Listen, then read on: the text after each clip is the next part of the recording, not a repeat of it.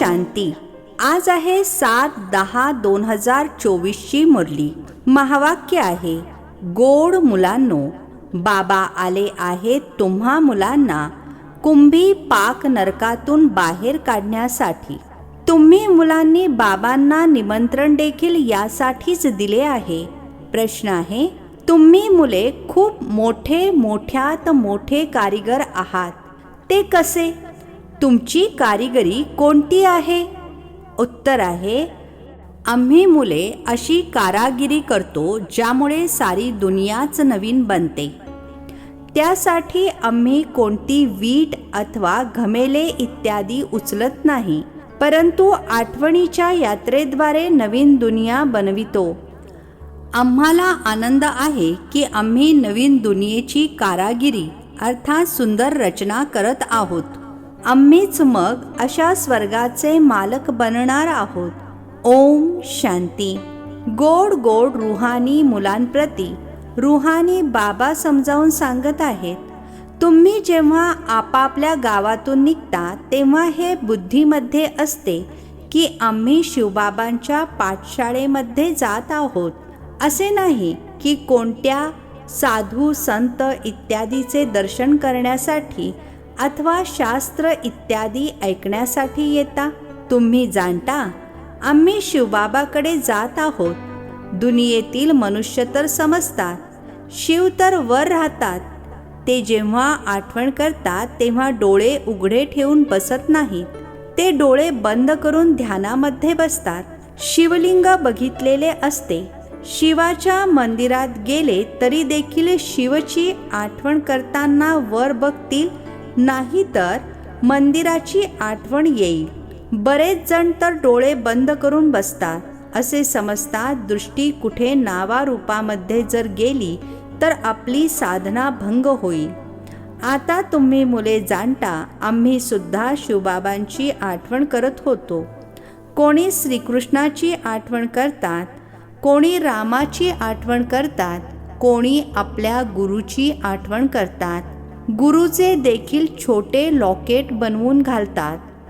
गीतेचे देखील अगदी छोटे लॉकेट बनवून घालतात. भक्ती मार्गामध्ये तर सर्व असेच आहे. घरी बसून देखील आठवण करतात. आठवण करत यात्रा करण्यासाठी देखील जातात. प्रतिमा तर घरी ठेवून त्याची पूजा करू शकतात, परंतु हा देखील भक्तीचा रिवाज पडलेला आहे. जन्म जन्मांतर यात्रेला जातात. 4 धामची यात्रा करतात. 4 धाम का म्हणतात? पूर्व, पश्चिम, उत्तर, दक्षिण 4ही दिशांना फेरी मारतात. भक्ती मार्ग जेव्हा सुरू होतो तेव्हा आधी एकाचीच भक्ती केली जाते.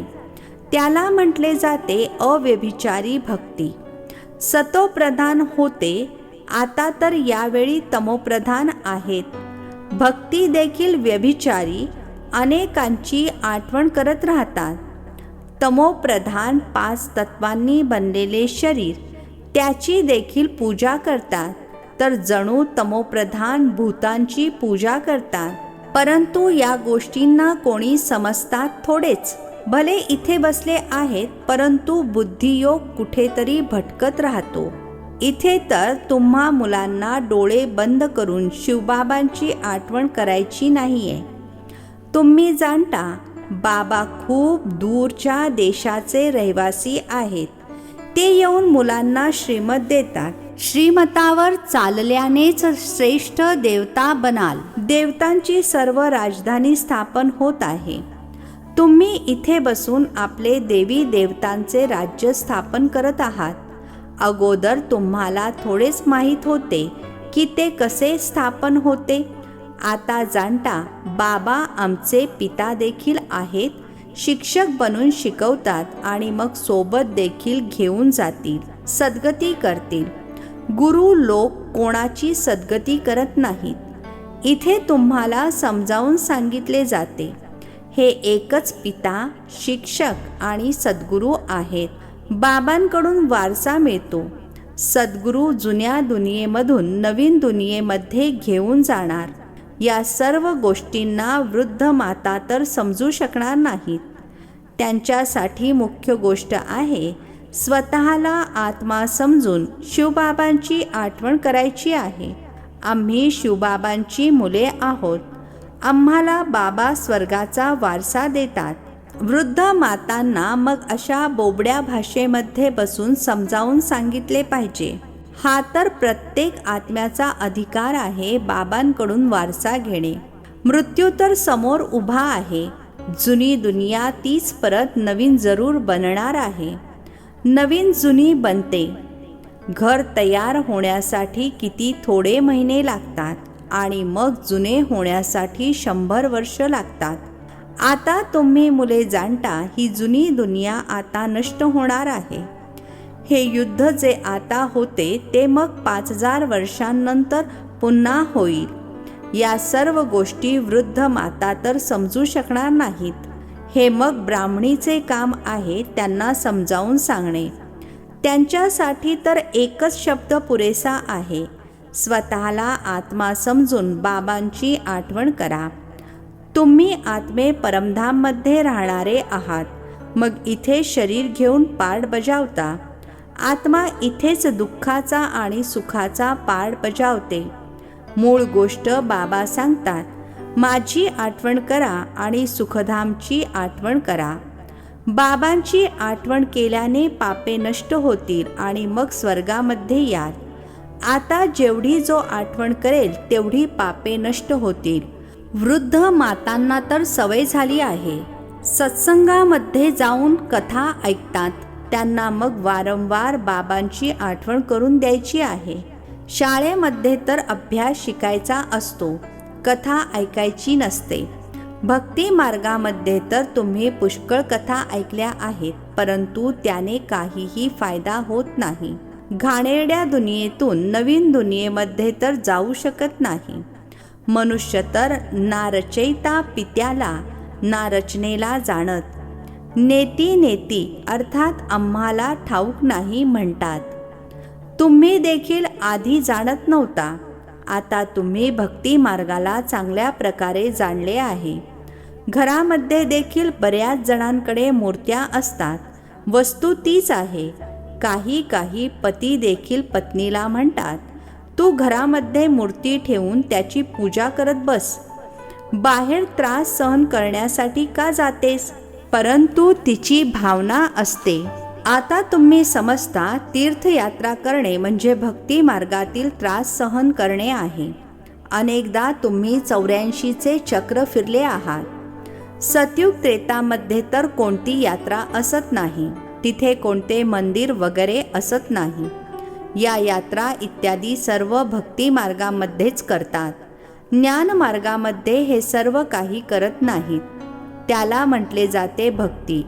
ज्ञान देणारा तर एकाशिवाय दुसरा कोणीही नाही.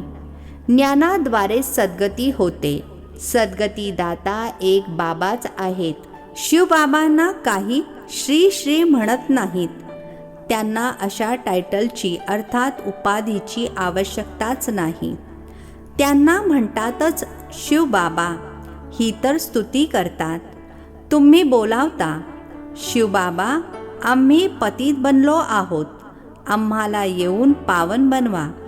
भक्ती मार्गाच्या दलदलीमध्ये गळ्यापर्यंत अडकले आहेत. अडकल्यावर मग ओरडतात. विषय वासनेच्या दलदलीमध्ये एकदम अडकून पडतात. शिडी खाली उतरता उतरता अडकून पडतात. कोणाच्याच लक्षात येत नाही. तेव्हा मग म्हणतात, बाबा आम्हाला यातून बाहेर काढा. बाबांना देखील ड्रामा अनुसार यावेच लागते. बाबा म्हणतात, या सर्वांना दलदलीमधून बाहेर काढण्यासाठी मी बांधील आहे. याला म्हटले जाते कुंभी पाक नरक. रौरव नरक देखील म्हणतात. हे बाबा बसून समजावून सांगतात.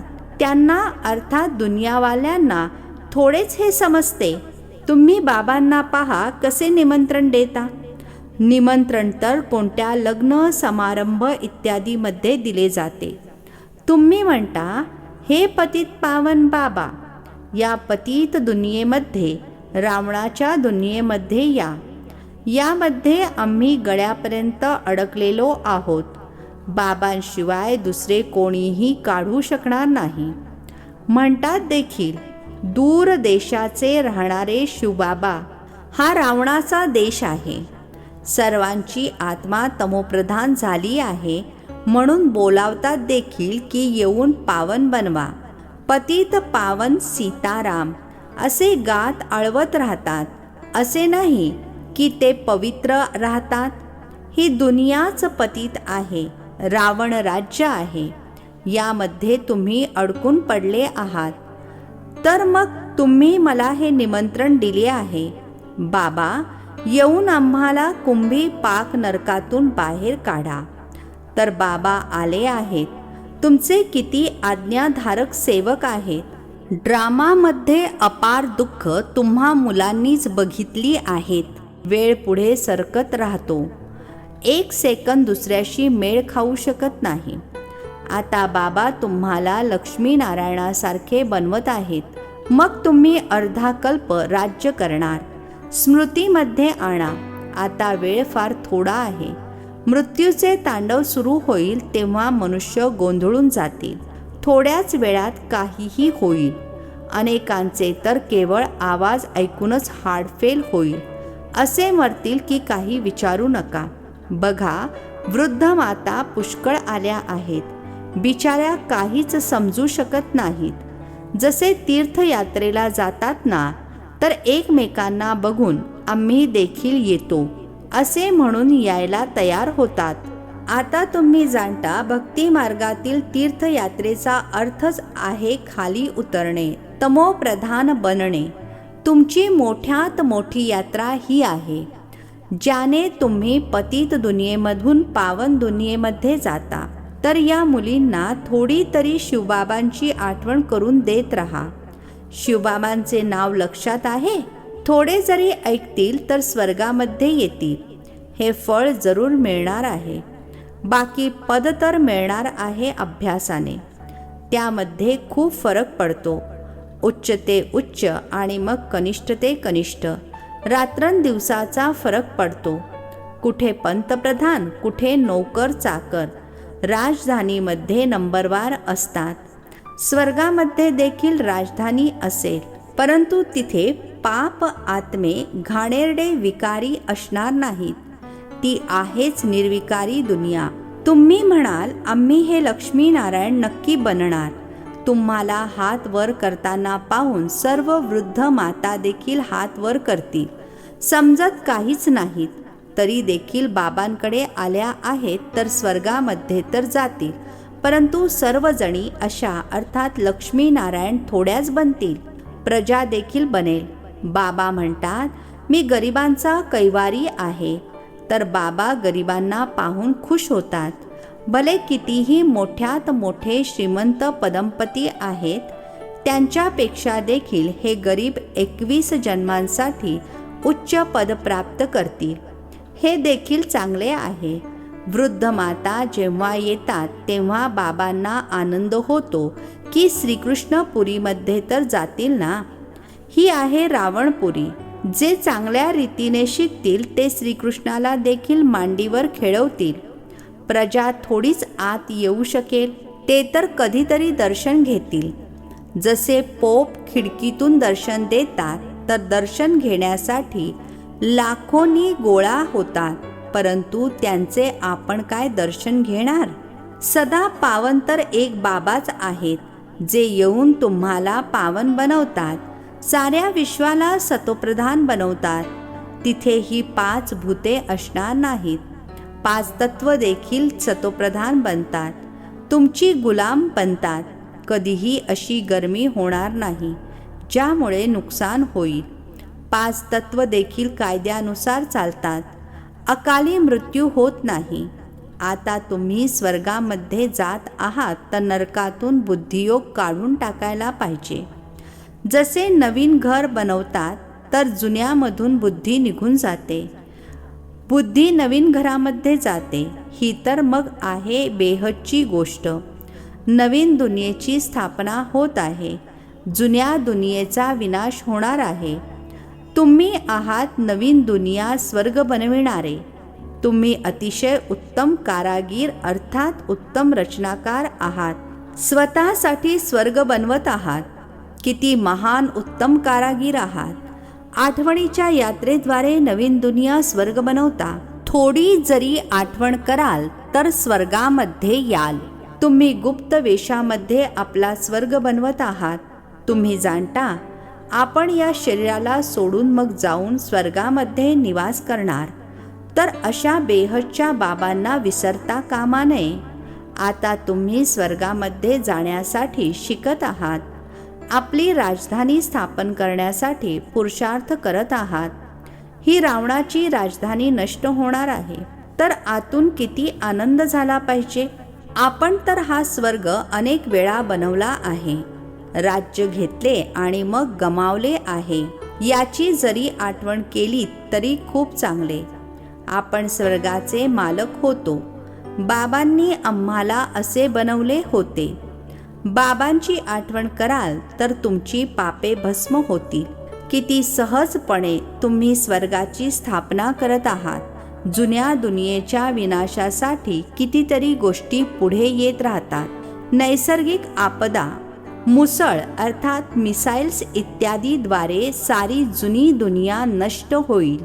आता बाबा आले आहेत तुम्हाला श्रेष्ठ मत देण्यासाठी, श्रेष्ठ स्वर्गाची स्थापना करण्यासाठी. तुम्ही अनेकदा अशी स्थापना केली आहे तर बुद्धीमध्ये हे लक्षात ठेवले पाहिजे. अनेकदा राज्य घेतले आहे आणि गमावले आहे. बुद्धीमध्ये हा विचार चालत राहावा आणि या गोष्टी एक दोघांनाही सांगा. दुनियादारीच्या गोष्टींमध्ये वेळ वाया घालवू नका. बाबांची आठवण करा. स्वदर्शन चक्रधारी बना. इथे मुलांनी व्यवस्थित ऐकून मग त्यावर खूप मंथन करायचे आहे. चिंतन करायचे आहे की आज बाबांनी काय सांगितले.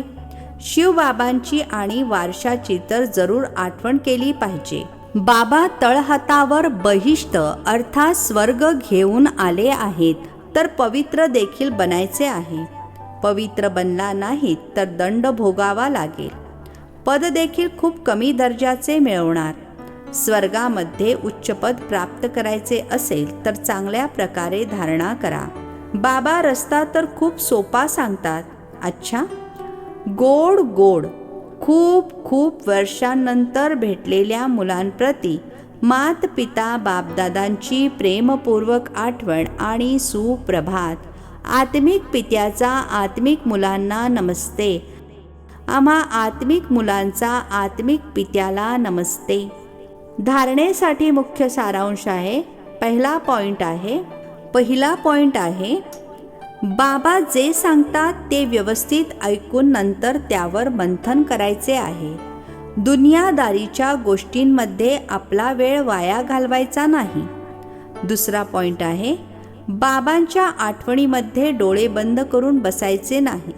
श्रीकृष्णाच्या राजधानीमध्ये येण्यासाठी चांगला अभ्यास करायचा आहे. आजचे वरदान आहे मन बुद्धीला झमेल्यांपासून अर्थात झंझटांपासून दूर ठेवून भेटीचा उत्सव साजरा करणारे झमेला मुक्त भव. मन बुद्धीला झमेल्यांपासून अर्थात झंझटांपासून दूर ठेवून भेटीचा उत्सव साजरा करणारे झमेला मुक्त भव. स्पष्टीकरण आहे बरीच मुले विचार करतात की हे झंझट संपले तर माझी अवस्था आणि सेवा चांगली होईल. परंतु झंझटे पहाडा समान असतात. पहाड हलणार नाही. परंतु जिथे झंझट असेल तिथून आपल्या मनबुद्धीला दूर करा किंवा उडत्या कलेद्वारे झंझटवाल्या पहाडाच्या देखील वर निघून जा. तर पहाड देखील तुम्हाला सोपा असल्याचा अनुभव होईल. झंझटांच्या दुनियेमध्ये झंझटे तर येणारच. तुम्ही मुक्त राहा तर भेटीचा उत्सव साजरा करू शकाल. स्लोगन आहे या बेहदच्या नाटकामध्ये हिरो पार्ट बजावणारेच हिरो पार्टधारी आहेत. या बेहदच्या नाटकामध्ये हिरो पार्ट बजावणारेच हिरो पार्टधारी आहेत. अच्छा, ओम शांती. नवनवीन मराठी व्हिडिओज प्राप्त करण्यासाठी सबस्क्राईब करा मराठी गॉड रिपोर्ट चॅनलला.